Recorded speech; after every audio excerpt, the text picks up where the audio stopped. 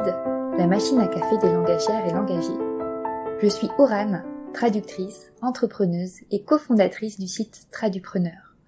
Parce que traducteur rime aussi avec entrepreneur, avec Gaëlle Gagné, nous avons eu envie de créer ensemble, en alliant nos compétences, un espace et des ressources dédiées aux professionnels de la traduction qui ont aussi un esprit d'entrepreneur, pour faire connaître notre doux métier et pour aider également les personnes à se lancer et à se développer. Dans ce podcast, je vous propose tous les mois une interview d'un amoureux ou d'une amoureuse des mots, linguiste, traducteur, traductrice, terminologue, interprète et bien d'autres encore pour vous partager les richesses secrètes du monde de la traduction. Vous y découvrirez des parcours de vie, des conseils, des stratégies, des astuces et des outils pour lancer et développer votre entreprise de traduction ou simplement vous familiariser à ce vaste univers. C'est donc une tasse de café ou de thé à la main, bien installée dans votre canapé ou votre siège de bureau, que je vous invite à écouter cet épisode. C'est parti!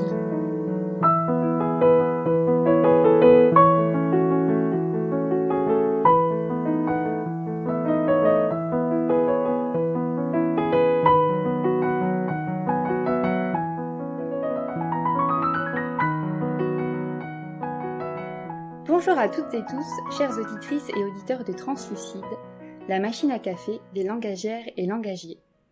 Aujourd'hui, dans cet épisode de podcast, je suis ravie d'accueillir non pas un, ni deux, mais trois invités. Perrine Dio, Aurélie Naon et Florian Gautrin, interprètes en langue des signes et cofondateurs du collectif de chansigneurs et chansigneuses Dix Doigts en Cavale. Bonjour à toutes et tous. Bonjour. Bonjour. Alors, avant toute chose, il faut préciser que nous enregistrons cet épisode un mercredi soir, qu'il est plus de 20h et que donc potentiellement on sera plus fatigué. Et aussi que on est loin géographiquement, on n'est pas du tout dans la même pièce. Par exemple, moi je suis au Mans, dans l'ouest de la France. Perrine, tu es à côté de Fontainebleau. Aurélie, quant à toi, tu te trouves dans les Alpes-Maritimes, à côté de Cannes. Et toi, Florian? Je suis à Nancy, dans l'Est. Donc voilà, on est vraiment dispatchés aux quatre coins de la France, mais on arrive quand même à enregistrer un podcast. Alors pour commencer l'épisode, j'avais pensé à un petit tour de table où chacun, vous allez justement expliquer un peu comment vous êtes devenu interprète en langue des signes, s'il s'agissait d'un intérêt particulier pour les langues, pour la communication, une vocation ou bien encore une réorientation. Par exemple, je te laisse commencer, Aurélie. Alors dans mon cas, en fait, j'avais fait des études de tourisme, donc ça n'avait rien à voir avec la langue des signes, mais par contre le domaine du handicap m'intéressait, et pour le coup je me suis dit, faire des visites guidées en langue des signes, ça peut être tout aussi sympa que les faire en russe, en chinois ou en anglais.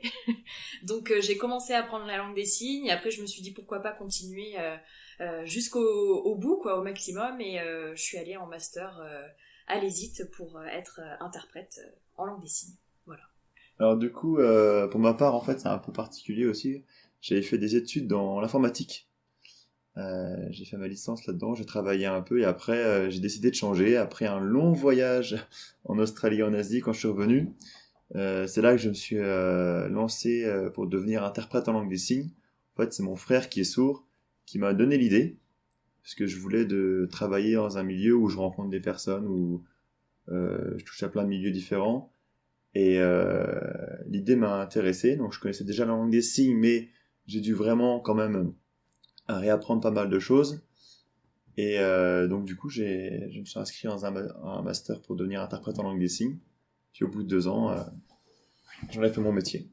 Et pour ma part, j'ai voulu apprendre la langue des signes déjà étant enfant, suite à une rencontre avec un petit garçon, lorsque je sais pas, je devais avoir 8 ans, quelque chose comme ça, et on a dû échanger 2 mots par écrit pour pouvoir communiquer, et on n'a pas pu aller plus loin dans l'échange, et ça m'a énormément frustrée, et de là j'ai eu envie d'apprendre la langue des signes, et c'est ce qui a fait par la suite que j'ai poursuivi dans ce domaine-là et que je suis devenue interprète. Et donc justement, pour devenir interprète en langue des signes, j'imagine qu'il faut suivre une formation particulière. Donc vous avez suivi quelle formation? On peut dire que en fait tous les trois on s'est rencontrés à l'université, justement à l'ESIT, à l'École supérieure des interprètes et des traducteurs. Pour devenir interprète, il faut un master 2. Et c'est là où on s'est rencontrés tous les trois, justement. Et donc au préalable, est-ce qu'il y a une licence particulière ou on peut arriver par différents canaux à ce master d'interprétation? Non, les conditions sont avoir une licence et être bilingue en langue des signes pour pouvoir prétendre à l'entrée au master. Voilà. Ensuite, il y a un concours. C'est pas un concours, c'est un examen d'entrée. En tout cas pour les IT, parce qu'il y a plusieurs écoles en France. Et il y a un examen d'entrée pour quand même être accepté ou pas pour entrer en master. Et c'est vrai que pendant ces 2 années, Bac+4, Bac+5, c'est pas des années où on va apprendre la langue des signes, on va apprendre toutes les techniques de traduction et d'interprétation. Être paré à toute éventualité, à intervenir dans tous les milieux possibles, que ce soit le milieu médical, judiciaire, l'événementiel, politique ou autre, il faut qu'on soit formé à ça et prêt pour traduire toutes ces situations. Et est-ce que vous avez un domaine particulier que vous aimez particulièrement interpréter en langue des signes? Alors pour ma part, en fait, c'est pas forcément le domaine que je préfère où je préfère intervenir, mais c'est vrai que là où je travaille, c'est plutôt le milieu médical. On dirait 80% de mon temps libéral, je travaille dans le milieu médical. Après, je fais un peu de judiciaire, des conférences, pas mal de réunions aussi de travail. J'aime bien les milieux dans lesquels j'interviens. Le médical, c'est super, c'est assez passionnant. Il y a pas mal de choses à voir. On en apprend vraiment. Il faut en apprendre tous les jours, surtout s'adapter tous les jours, même si c'est toujours dans le même hôpital. C'est toujours des patients différents, des médecins différents, des pathologies différentes. Et puis après, le soir, on peut faire aussi des réunions de travail. Donc, il faut s'adapter sans cesse au milieu où on intervient. Après, je pense pas avoir vraiment un milieu qui m'intéresse, que je préfère le plus, si ce n'est que les conférences scientifiques peut-être, je dirais. Un peu comme disait Florian, il n'y a pas à proprement parler de domaine particulier que je préfère traduire ou dans lequel je préfère intervenir. Peut-être si ce n'est à part le milieu hospitalier, pour ma part, j'ai peut-être une petite préférence, et si le mot est c'est un peu exagéré, mais il y a un côté où le travail avec le relationnel est très important. La collaboration, il y a vraiment tout un travail de collaboration avec le milieu hospitalier aussi. Enfin, il y a quelque chose, un univers très particulier dans le milieu hospitalier où on est face à des gens qui souffrent, à des gens qui sont malades. Donc il y a quelque chose de... C'est vraiment un milieu très particulier, enfin en tout cas moi qui me plaît beaucoup pour toutes ces raisons-là. En tout cas, c'est vraiment le rapport à l'humain que je trouve intéressant. Moi je retrouve un peu la même chose dans le milieu judiciaire où là pour le coup on voit vraiment que l'interprète a un rôle un peu clé et il suit l'affaire, peut suivre en tout cas une affaire de A à Z. Et là on se rend vraiment compte que vraiment sans interprète, il y a tellement d'enjeux derrière qu'il peut y avoir dans ce milieu-là que le rôle de l'interprète est indispensable et il y a une grosse pression aussi à gérer suivant les situations. Et l'humain clairement et le relationnel aussi, la collaboration pour être sûr de bien saisir tout ce qui se passe, tout ce qui est dit, tout, pour ne pas commettre d'erreurs. C'est ce que je trouve passionnant dans le milieu judiciaire. Ouais. Et quand on est entendant, souvent on se rend pas bien compte des personnes sourdes et malentendantes qu'on peut croiser au quotidien. Est-ce que justement, est-ce qu'il y a une donnée, est-ce qu'il y a un chiffre en France du nombre de personnes sourdes et malentendantes et de personnes aussi qui signent, parce que j'imagine que c'est pas le même chiffre entre ceux qui sont sourds et malentendants et ceux qui signent et qui pratiquent et connaissent la langue des signes. Au niveau des chiffres, c'est assez variable et ça change assez souvent, sachant que il y a aussi parfois pas des erreurs, mais des personnes qui sont pas forcément répertoriées. Parce que ils peuvent avoir plusieurs types de handicaps. Par exemple, une personne peut être sourde et autiste, sauf qu'on va reconnaître sa surdité beaucoup plus tard. Et au départ, on va la considérer que comme autiste. Donc, les chiffres sont assez faussés. Après, en France, on parle de 4 millions de personnes souffrant de déficit auditif. Après, pour ce qui est voilà, de la déficience auditive profonde ou sévère, qui portent des appareils, qui utilisent la langue des signes. Certains cumulent les plusieurs possibilités. Ils peuvent avoir les appareils signés, avoir une surdité plus ou moins profonde. Donc là, pour le coup, c'est plus compliqué de savoir, de connaître vraiment les chiffres exacts.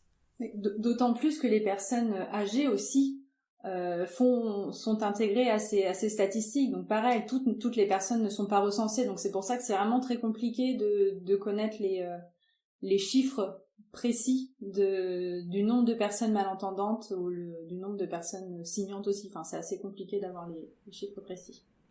Et donc pour faire la transition avec le chant-signe, on dit souvent que la musique est universelle. Est-ce que c'est le cas de la langue des signes ? Non, la langue des signes n'est pas universelle. En fait, chaque pays va avoir sa propre langue des signes. En France, c'est la langue des signes française. Après, en Amérique, ce sera la langue des signes américaine. En Italie, en Espagne, etc. En fait, elle n'est absolument pas universelle parce qu'elle se crée en fonction du besoin. Les personnes qui sont sourdes et qui ont besoin de communiquer autour d'eux, ils ont des personnes qui sont français. Autour d'eux, ils ont une langue écrite qui est le français. Ils sont entourés par le français, par exemple. Donc, chaque pays a construit sa langue des signes, même si parfois il peut y avoir historiquement des liens entre différents pays, différentes créations de langue des signes. Mais on va vraiment avoir des différences. Et en plus de ça, au sein même d'un même pays, comme par exemple en France, il y a du patois. On va retrouver du patois, des signes qu'on trouvera que dans certaines régions de la France. Et je sais que par exemple à Nancy on en a beaucoup, ce qui m'a valu quelques difficultés quand je suis arrivé à Paris. Aussi par rapport à la création des signes aussi et des différences qu'il peut y avoir par pays, les sourds les ont créés en fonction de ce qu'ils voyaient. Donc par exemple on va au Japon, on mange avec des baguettes, donc, et dans certains pays d'Afrique on va manger directement la main dans le plat. Donc forcément le signe va pas être le même parce qu'ils l'ont créé aussi en fonction de ce qu'ils voyaient. Dans certains pays les maisons, les toits sont plats, dans d'autres le toit est pointu. Voilà, donc forcément le signe va être différent. Parce que culturellement, historiquement, l'histoire n'est pas la même, quoi. Et justement, est-ce qu'il existe des supports pour fixer la langue des signes ? Est-ce qu'il existe un dictionnaire, je sais pas, visuel, pour fixer certains signes ? Ou est-ce que ça évolue tout le temps par rapport aux personnes, aux régions, aux interactions qu'il peut y avoir ? Alors, il existe des dictionnaires qui ont été faits. Il y a plusieurs dictionnaires qui existent, justement pour fixer la langue, mais après c'est comme toute langue, c'est une langue qui est en évolution aussi, donc il y a des signes qui changent, il y a des nouveaux signes qui arrivent aussi, mais oui il existe des dictionnaires depuis, oui il y en a quelques-uns déjà. Des supports écrits et des supports vidéo aussi sur internet, on peut trouver certains signes, certains vocabulaires. Oui, il y a des dictionnaires en vidéo. Ligne aussi, exact. Sous format vidéo ou sous format dessin. C'est vraiment, on appelle ça même des vidéothèques. On utilise principalement deux. Principalement, on utilise Elix, E-L-I-X, et aussi Spread the Sign. La particularité de Spread the Sign, c'est qu'on va retrouver pour un mot, on va retrouver le signe qui correspond à chaque pays. Donc chaque pays qui a bien voulu mettre en vidéo quelqu'un pour le montrer. Mais ces deux applications-là, c'est un peu les références en langue des signes, quand on cherche un signe en particulier. Sans transition, on va passer au volet chant-signe, parce que donc vous avez créé le collectif 10 doigts en cavale, qui est un collectif de chant-signeurs et chant-signeuses. Est-ce que vous pouvez nous expliquer c'est quoi le chant-signe ? Alors le chant-signe, c'est la traduction de chansons de support écrit en langue des signes. Donc vraiment la base de la définition première, c'est chanter en signant. Après il y a plusieurs façons d'utiliser le chant-signe. On peut dire il peut y avoir des créations, donc vraiment des chant-signeurs qui sont dans l'invention, dans la création de chant-signes, ce qui nous concerne pas pour le coup pour 10 doigts en cavale, où nous vraiment on est le chant-signe fait partie de notre métier d'interprète, à savoir traduire et interpréter les chansons en langue des signes pour les rendre accessibles. Voilà, nous c'est de cette manière-là qu'on fonctionne. Et c'était une pratique que vous avez découvert pendant vos études ou vous y êtes arrivé plus tard? Je sais que par exemple, moi, j'ai découvert le chant-cygne en regardant le film La Famille Bélier. Je pense que c'est que c'est le cas d'un certain nombre de personnes. Bah après, je pense que non, pour le coup, on connaissait, je parle aussi pour vous, mais on connaissait l'existence du chant-cygne, qui est surtout via les États-Unis où le chant-cygne est très très répandu. Principalement, vous me dites si. C'est ça. Oui, quand même. Non, on connaissait. Je pense que après, c'était encore un peu. Enfin, ça l'est toujours un peu, mais méconnu en France. Donc, mais on voyait quand même des vidéos, que ce soit juste pour le loisir, traduire des chansons en musique, ou alors des personnes qui directement, comme l'a dit Perrine tout à l'heure, ont envie de créer une chanson en langue des signes spontanément d'eux-mêmes, sans partir d'un texte écrit ou d'une chanson d'un artiste. Donc ça, en fait, on l'a toujours vu parce que c'est quelque chose qui est quand même d'assez présent au sein de la communauté sourde, quoi. C'est quelque chose qui se fait et qui est... Oui, qui se fait depuis quelque temps. Il y a certains artistes sourds, chansonneurs qui existent depuis des années, qui ont fait des créations, qui sont... Il y a vraiment un milieu artistique au sein de la communauté sourde qui est vraiment très présente, en tout cas. On parle des États-Unis parce que c'est vrai que ce qu'on peut trouver sur Internet, les plus anciennes traces de chant-cygne, en tout cas pour ma part que j'ai trouvé, c'était sur YouTube.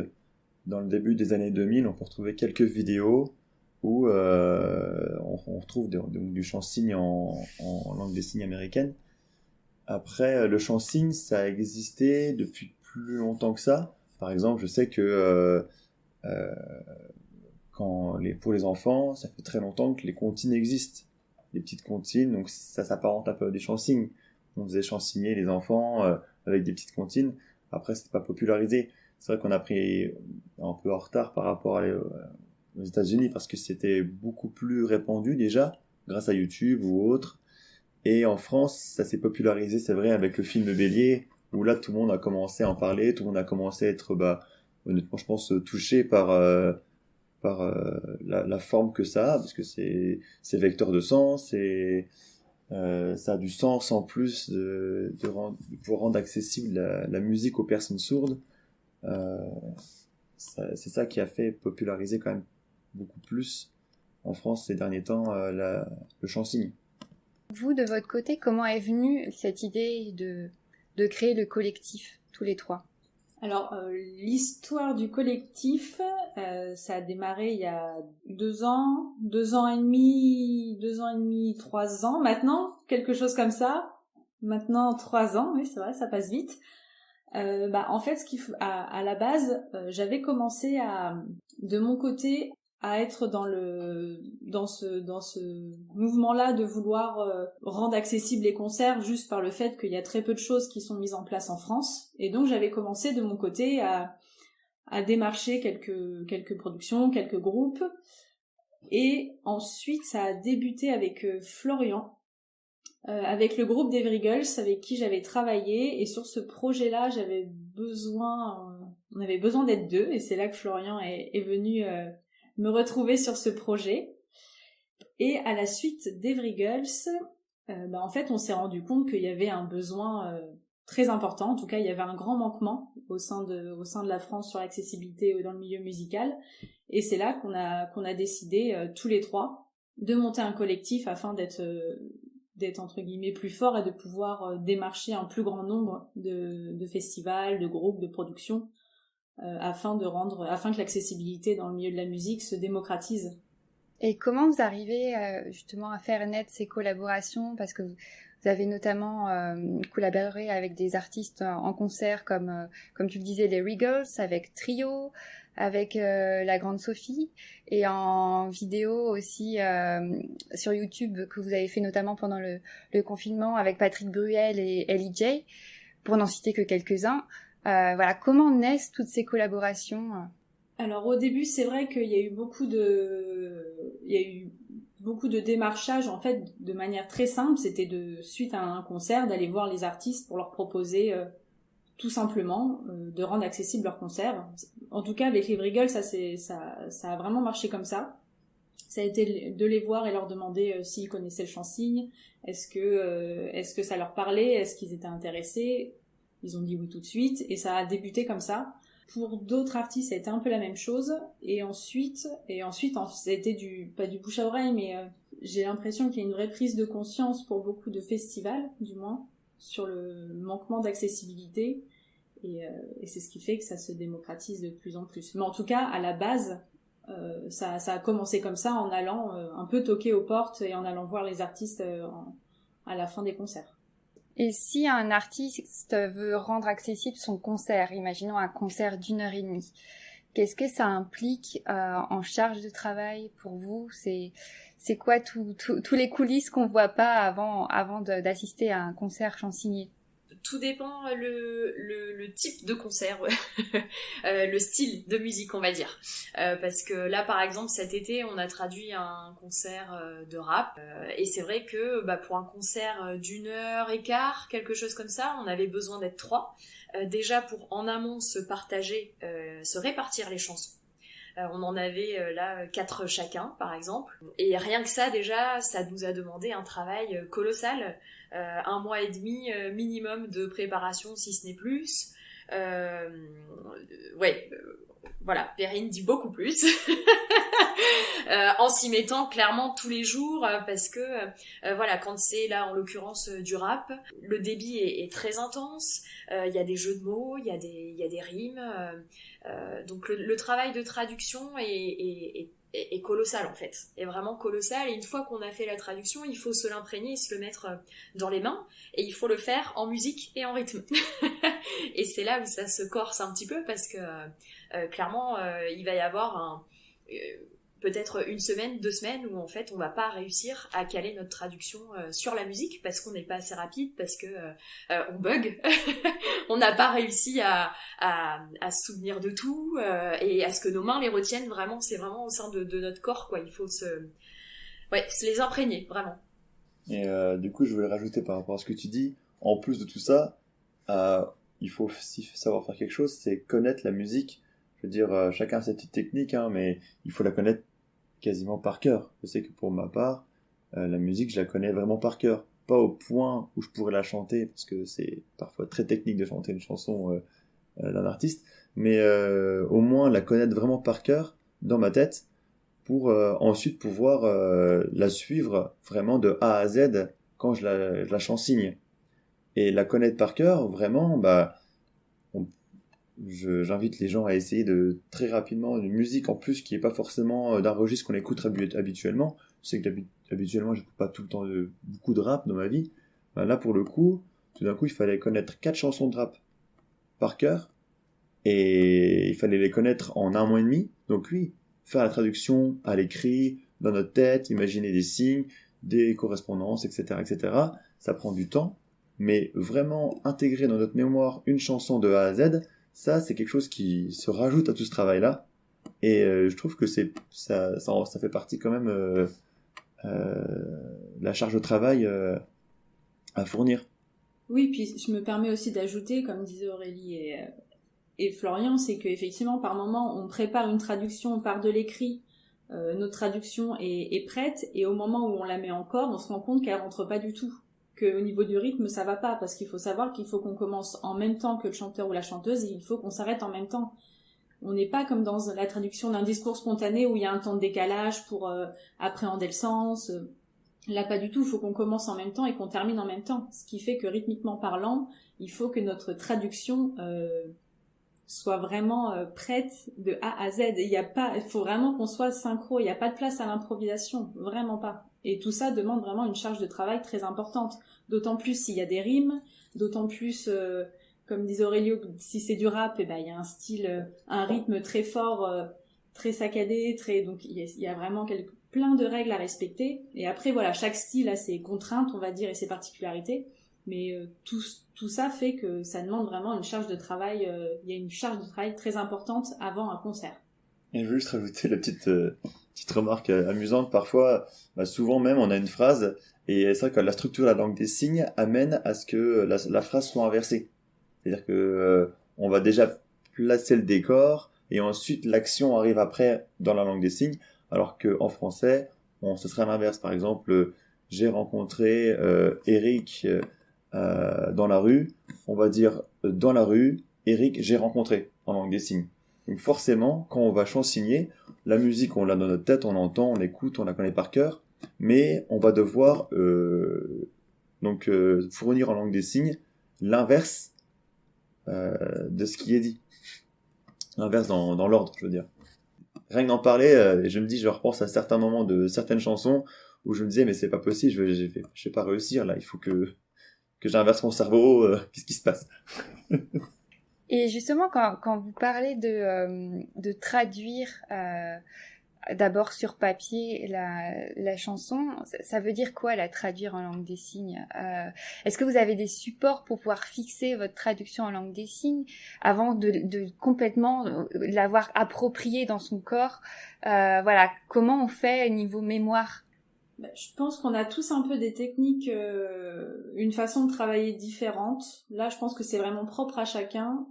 Pour ma part, je pense qu'on a tous des codes pour écrire la langue des signes. Donc, de mon côté, il y a le texte écrit, et à côté, par moments, c'est des petits dessins, par moments, c'est juste un mot, par moments, ça va être un symbole que je vais faire avec des flèches, des petites vibrations, un soleil, enfin vraiment. C'est vraiment propre à chacun. Je pense pas que ce soit très compréhensible, que mes notes soient très compréhensibles par quelqu'un d'autre. Et à la suite de ça, c'est aussi de passer par la vidéo, c'est-à-dire de se filmer pour voir le rendu aussi. Et ensuite, travailler le rendu de ce qu'on a préparé, voir si ça rentre en rythme, voir si les images choisies sont justes, sont adaptées. Et puis ensuite, travailler en collaboration aussi entre nous pour pouvoir échanger sur les traductions qu'on a pu faire. C'est exactement ça. Non, mais on travaille par le support vidéo. Le support vidéo, ça permet on se les envoie entre nous, on a du coup on s'échange nos avis, ça nous permet de garder une trace, un peu comme garder un brouillon sur un coin de la table. Là, on a notre support vidéo qui permet d'être réutilisé, modifié, et voilà, le but étant qu'on arrive après à la meilleure version. C'est ça, parce que les notes, au final, les petits dessins qu'on fait, etc., ça marche un temps, mais c'est vrai que si on veut reprendre nos notes, par exemple, ça m'est déjà arrivé de reprendre mes notes d'il y a 6 mois ou 1 an avec des petits dessins, etc., je regarde les notes et je me dis, mais qu'est-ce que j'ai voulu faire avec ça, en fait. Mais même pas 6 mois, des fois, ouais, même 10 pas 6 jours mois, suffisent. Ouais. Une semaine ou 10 jours. Oui, donc la vidéo permet vraiment de fixer visuellement... Et de bien nous rappeler de ce qu'on voulait faire. Et donc, dans le chant-signe, ça permet de retranscrire les paroles de la chanson pour le public sourd et malentendant. Mais j'imagine qu'on retranscrit pas que les paroles. On retranscrit beaucoup plus de choses. Alors, ça comprend quoi?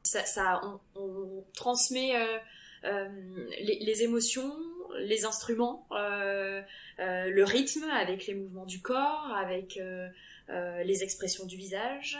Vraiment l'univers de l'artiste, on essaye de faire tout passer, que ce soit au travers de la langue des signes, mais au travers des mouvements, au travers ça se rapproche limite d'une chorégraphie. On a beaucoup de personnes qui viennent nous voir à la fin des concerts, qui soient signants ou non signants, qui nous disent on dirait une danse, quoi, on dirait, et ça dégage quelque chose, et c'est complémentaire aussi parfois à la chanson, parce que visuellement, par exemple, quand on traduit des chansons humoristiques ou autres, on va en jouer, on va exagérer peut-être un peu les traits par rapport à une interprétation classique de conférence. Vraiment, le but étant d'être le plus visuel possible et que tout le monde, en nous regardant, puisse aussi comprendre certains passages. Donc c'est vrai que on essaye de retransmettre le maximum de choses. Concrètement, être le plus complet possible. C'est pas juste un texte. Traduire sans bouger, en étant figé, là ce serait pas du chant-signe. Oui, et puis ça apporte aussi quelque chose de plus aussi au public entendant. Comme moi, je sais que quand je regarde une vidéo en chant-signe, même si j'entends la musique et les paroles, je trouve ça très très beau, que ça véhicule énormément d'expressivité, d'expression, ça apporte quelque chose en plus. Voilà, c'est aussi bien niveau accessibilité, de rendre accessible les concerts pour le public sourd et malentendant que pour les entendants finalement.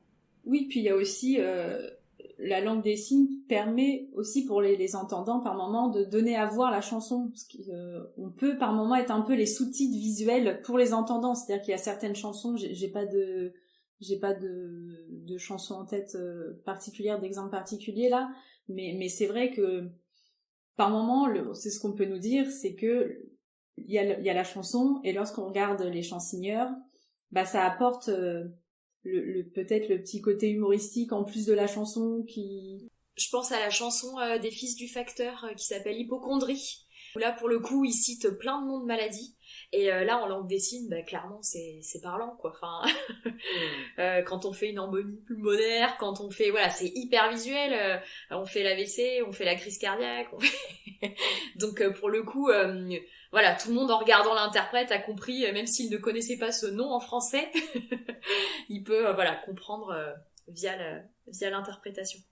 Des fois, c'est vraiment complémentaire, hein. Par exemple, si je vous invite à écouter la musique Bou Bou Bou des Dragons, et forcément, il y a des scènes amenées dans la chanson qui sont vraiment fendantes quand on les voit en langue des signes, parce que on les vit, enfin, je sais qu'à un moment donné, je mime, je vis la scène en plus de la langue des signes, et je sais que ça fait beaucoup rire les gens, notamment les chanteurs.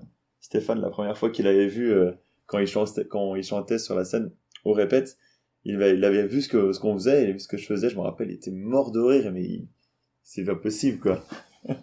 Oui, parce que c'est très visuel, et qu'il y a certains textes où ça va être quelque chose qui va être suggéré, et que bah par moment en langue des signes, quelque chose qui est suggéré, bah on est obligé de le montrer.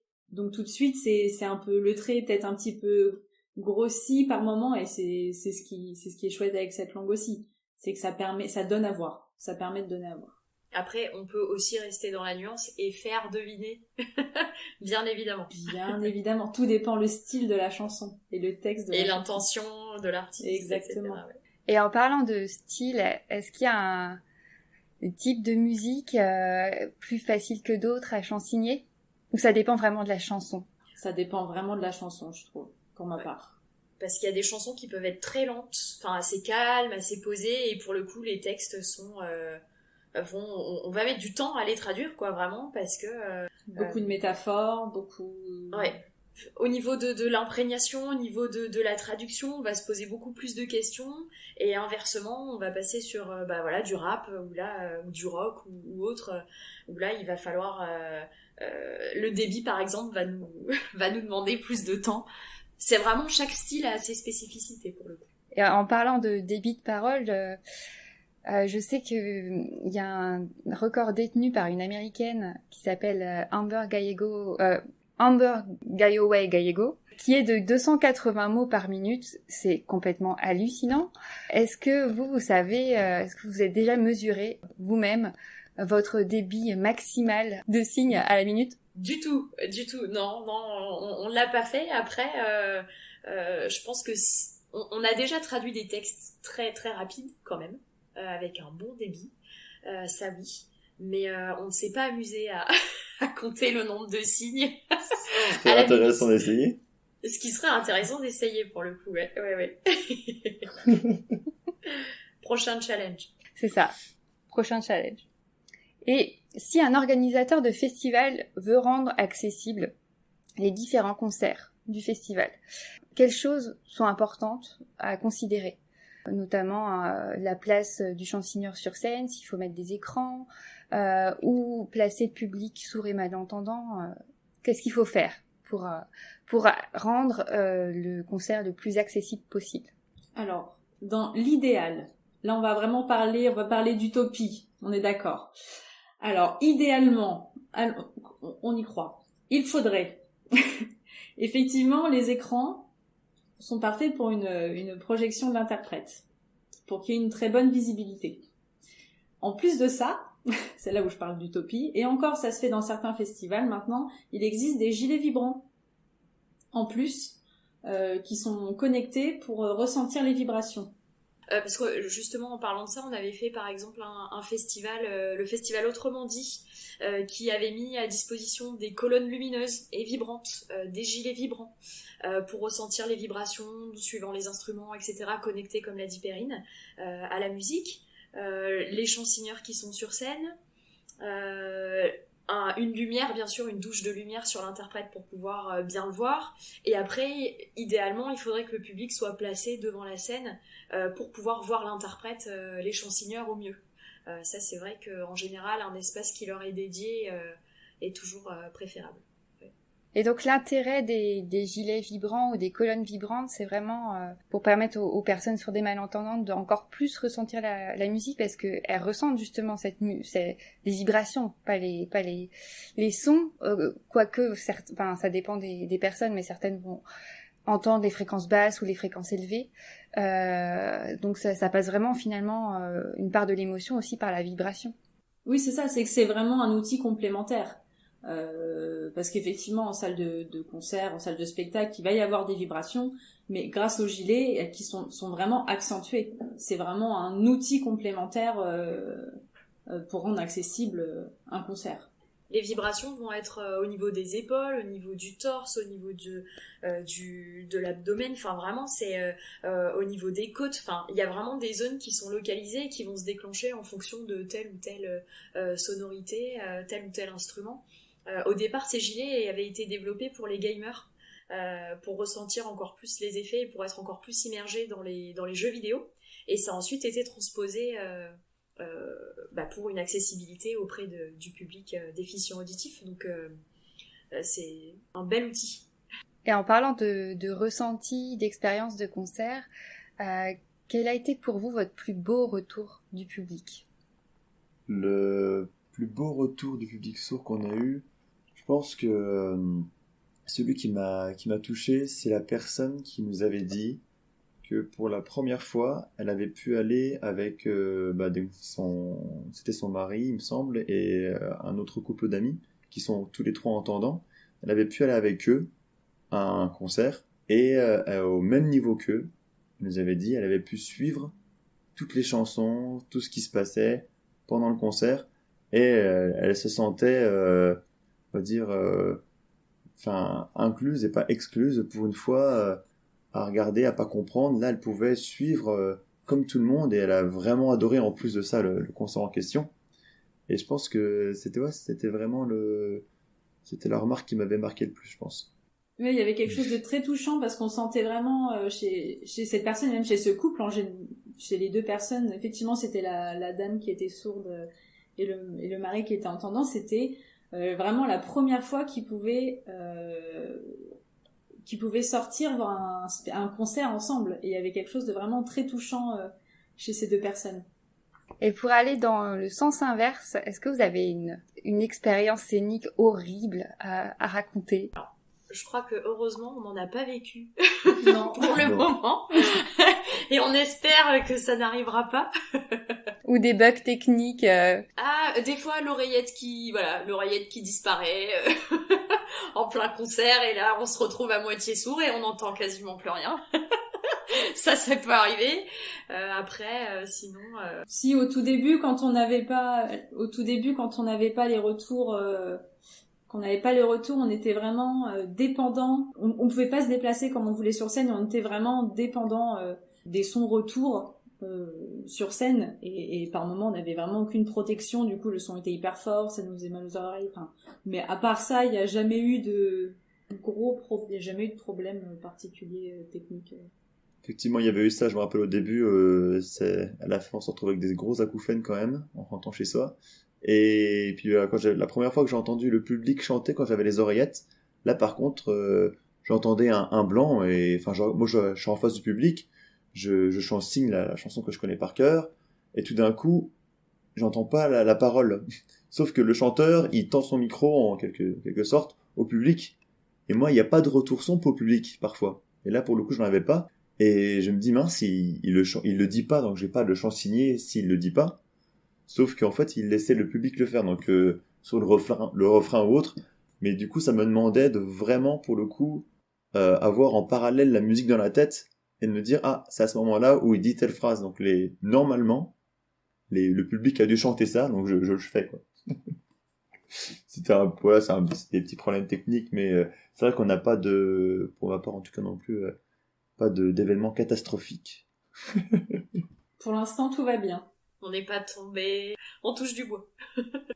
Et est-ce qu'il y a une chanson que vous avez particulièrement adoré chansigner et que vous aimez refaire régulièrement, rien que pour vous? Moi, il y a une chanson du groupe Mes souliers sont rouges avec qui je travaille que j'aime beaucoup et que j'aime de plus en plus parce que maintenant ils le signent avec moi aussi. Maintenant, certains connaissent quelques signes et donc on commence à faire des petits passages à quatre mains. C'est très léger, mais je crois en fait c'est ça que j'aime beaucoup, c'est lorsque les chanteurs ou les chanteuses reprennent les signes avec nous. Donc moi je dirais Mes souliers sont rouges sur une des chansons qui s'appelle La ville de Paris. Alors moi il y a une chanson que j'avais particulièrement aimée aussi, c'était Hier encore des Fils du Facteur. Et il se trouve qu'en fait avant le concert j'avais filmé le refrain qui avait été diffusé sur les réseaux sociaux et du coup en arrivant en live, le public l'avait appris et le signait en même temps. Donc ça c'était assez chouette à faire et partager, puis la chanson est juste géniale aussi. Donc voilà, un moment vraiment de partage où les artistes étaient vraiment engagés et incitaient le public à reproduire tous les signes qu'ils avaient pu apprendre. On l'a répété sur scène ensemble, enfin c'était vraiment un beau moment d'échange. Et ça doit être un moment particulièrement émouvant de voir tout le public signer en chœur. Oui, puis là pour le coup, public signant, non signant, sourd, entendant, peu importe, tout le monde reprenait les signes en même temps, les apprenait avec les artistes qui chantaient, moi qui signais, on allait lentement, ensuite après on était vraiment au rythme de la musique, et là tout le monde le reprenait en chœur et c'était fantastique à voir quoi, et à vivre. Il y a même, pour la petite anecdote aussi, je me souviens qu'avec les Vrigels, Florian, je sais pas si tu te souviens, oui, la toute fin sur les dernières dates. Bah vas-y, je te laisse. J'allais rebondir là-dessus, ça me fait penser exactement à ça, aux Vrigels. À la fin, on avait, sur une des dernières dates qu'on avait fait, on avait commencé à faire ça, où c'était Franck qui avait proposé l'idée qu'on chansigne tous ensemble, que eux apprennent. Donc on leur avait appris, mais en plus on avait dû faire ça pendant les répètes, c'était assez rapide, mais au final ils avaient appris. Et ils avaient chansigné ensemble, et c'était un peu, je me rappelle, ils voulaient faire la surprise pour les personnes sourdes, c'était pas prévu du tout, et effectivement, moi je me rappelle que ça m'a bien marqué ce moment aussi. Ouais. Surtout qu'ils chantaient pas, ils chantaient pas, vraiment, c'était surtout ça qui était très très très beau, c'est que c'était une toute petite, c'était une chanson très courte à répétition, et toute la première partie, ils l'ont fait sans chanter, c'était seulement en signant, et ensuite ils l'ont repris en chantant. C'était ça, je me rappelle effectivement, ça m'avait touché le fait que on chansigne tous et qu'il y avait tout d'un coup un silence dans la salle et qu'en fait on a mis pendant un bref instant tout le public entendant dans la position des personnes sourdes, vraiment pour savoir ce qu'ils pouvaient vivre aussi. Et c'est vrai que c'était super intéressant de faire ça. Pendant le confinement, vous avez fait vivre le collectif notamment grâce à des vidéos sur YouTube. Maintenant que les concerts ont repris, est-ce que justement vous avez plus de demandes pour chansigner des concerts en direct? Comment ça se passe? En fait, pendant le confinement, c'est vrai qu'on s'est retrouvés, disons comme tout le monde, coincés. on a souhaité trouver une autre manière de rendre accessible la musique de chez nous. Donc pour le coup, le fait de contacter des artistes comme on a pu le faire et de traduire certaines de leurs chansons a permis de continuer déjà notre travail et puis de faire connaître différents styles musicaux, de sensibiliser certains artistes qui connaissaient pas non plus le chansigne au départ à ce qu'est cette discipline et en quoi ça consiste aussi, à leur donner envie peut-être de le développer. Et c'est vrai que ça a été chouette et ça a permis aussi de nous faire connaître, notre travail. Et vraiment ce qu'on souhaitait faire plus tard. Là c'était des clips, c'est un format assez particulier, on peut toujours continuer à faire des clips bien sûr, mais nous notre démarche au départ c'était vraiment le live, vivre l'expérience, la partager, être dans l'échange vraiment, Donc c'est vrai que ça nous a quand même aidé à nous développer et à faire connaître le collectif Didot en cavale, ouais. Et les projets pour l'avenir? Continuer le développement de Didot en cavale. Non, ouais, c'est vrai qu'on est en lien avec beaucoup de festivals pour voir comment s'organiser. C'est vrai que ça se fait pas du jour au lendemain, il faut réfléchir à la logistique, même si ça demande pas forcément grand chose. Nous on prend un coin de la scène, on demande juste une douche de lumière, mais c'est vrai que voilà, en termes d'organisation, nous envoyer les chansons en amont, débloquer les budgets aussi pour notre intervention, etc. Tout ça, ça prend du temps. Il peut y avoir des demandes de subventions, il peut y avoir beaucoup de choses de faites, et ça se fait pas un mois avant. Donc c'est vrai qu'on continue à démarcher, à être en contact avec divers festivals et artistes aussi pour pouvoir développer l'accessibilité des concerts. Eh ben, en tout cas, c'est une très très belle démarche qui mérite un fort développement, une expansion pour permettre à un maximum de personnes de pouvoir bénéficier justement de concerts chansignés. Et donc on arrive à la fin de l'épisode où je pose habituellement 2 questions.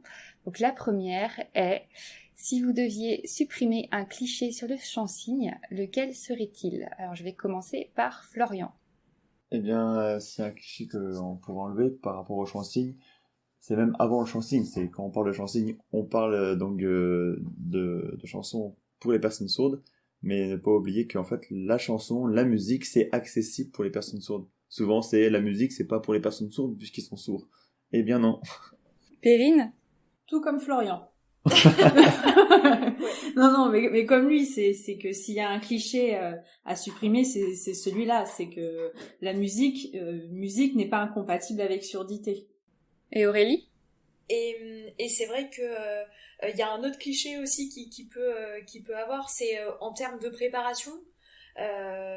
Souvent on se dit c'est bon, on appelle quelqu'un, il va traduire là comme ça à l'instant T, il peut improviser. Mais en fait non. Ça demande des heures et des heures, des mois de préparation pour intervenir à un concert ou un festival. Donc oui, voilà, ça c'est peut-être un cliché qu'on aimerait supprimer et vraiment sensibiliser au fait que ça demande un travail colossal en amont, quoi. En fait, on a l'impression que c'est improvisé parce que c'est tellement bien fait, c'est tellement naturel. C'est comme souvent les musiciens aussi, on peut avoir ce cliché de c'est facile ou c'est un don. Il n'y a pas besoin de travail, alors que derrière c'est des heures et des heures de répétition, de rabâchage et d'apprentissage. Et donc deuxième question, si vous deviez donner un seul conseil, quel conseil vous donneriez-vous aujourd'hui à la personne que vous étiez lorsque vous êtes lancé dans votre aventure chansignoriale? Je sais, la question est longue. Je pense que je m'auto-dirais, je sais pas comment dire, de vraiment profiter. C'est vraiment, c'est ce qui m'a permis de commencer à faire du chansigne. C'est vraiment de profiter parce que ça demande tellement de travail. On parle de travail, on parle de traduction depuis tout à l'heure, on parle de beaucoup de choses, on parle d'émotion, d'accessibilité, de plein de choses. Et en fait, ce qui compte aussi, pour moi, ce qui est important, c'est vraiment de se faire plaisir, sentir l'émotion qui est véhiculée par la musique. Ça peut être de la tristesse, ça peut être de la joie, ça peut être énormément de choses. Et je trouve que ça peut être très puissant parfois. On peut le vivre, la façon dont on le vit peut être très puissante. Tout comme une personne qui va chanter une chanson très triste, qui va pleurer, on peut aussi ressentir des émotions quand on chansigne. Ça revient à la même chose. Et en fait, je me rappelle que au tout début, c'est vraiment ce qui véhiculait, ce qui m'animait, ce qui m'aidait à avancer et ce qui me donne toujours envie de faire du chansigne, c'est l'émotion que l'on vit quand on chansigne. Et donc je me dirais à moi-même, continue là-dedans. Fais ça, c'est bien.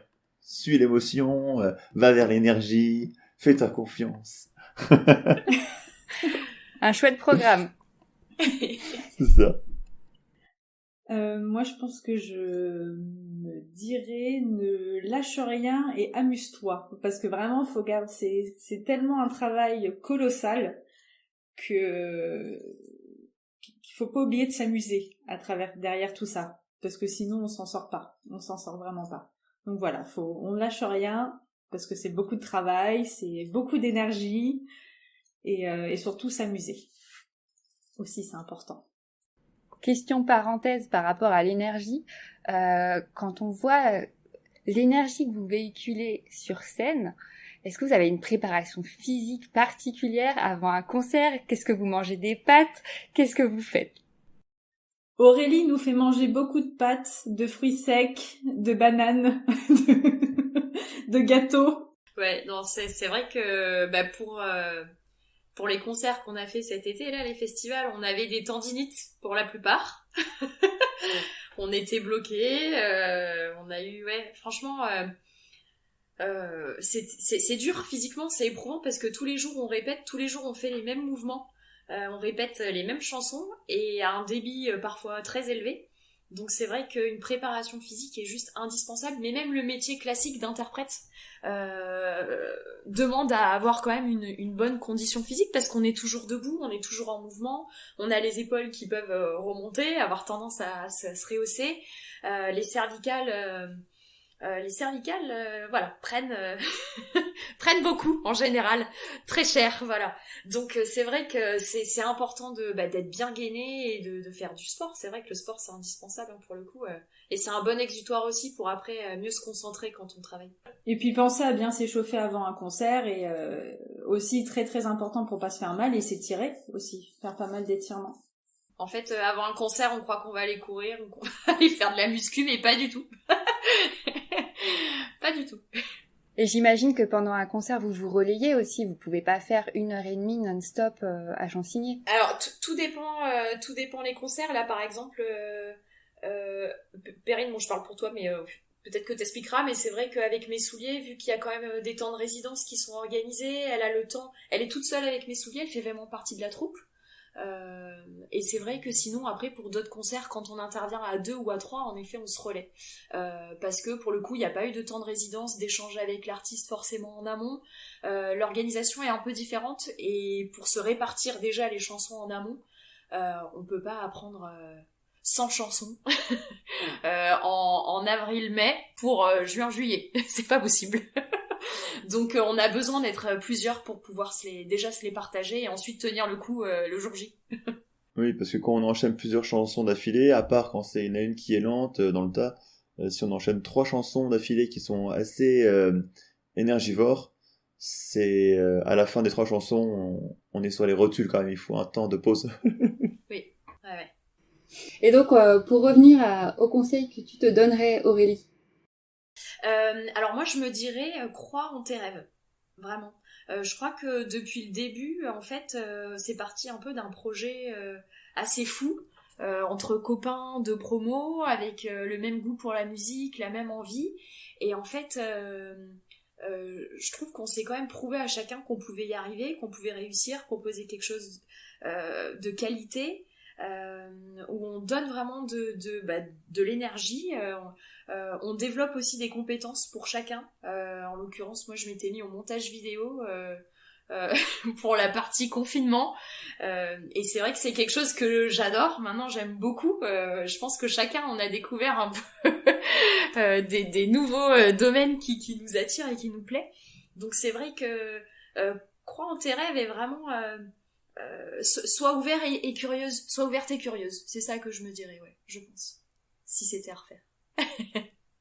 Je trouve que c'est une magnifique conclusion pour cet épisode. Et justement, avant de nous quitter, si on veut vous contacter, comment on fait? Par quel canal Alors, on peut nous contacter via les réseaux sociaux, via Facebook ou Instagram. On a une page Didois en cavale. Et on a aussi un site internet www.didoisencavale.com sur lequel on retrouve toutes nos actualités et nos contacts. Et sachant que 10 doigts, c'est pas D-I-X, c'est un 1 et un 0. Voilà, on le précise parce que c'est vrai que souvent les gens ont tendance à écrire en lettres, mais non, pour le coup, ce n'est pas le cas. Voilà, pour bien vous trouver, c'est bien 10, 1, 0. Voilà, c'est ça, tout à fait.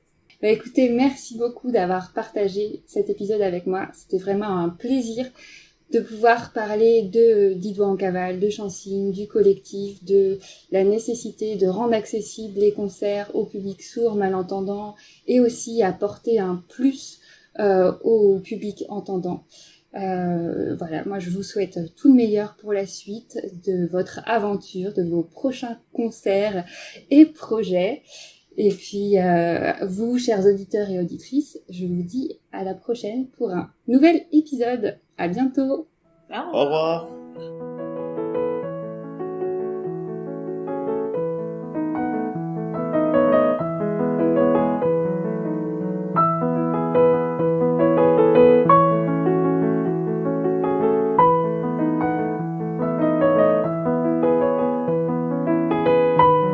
Merci d'avoir écouté cet épisode jusqu'au bout. J'espère qu'il vous a plu. Toutes les ressources qui y sont mentionnées sont à retrouver sur le site tradupreneur.fr dans la section podcast et dans les notes de l'épisode.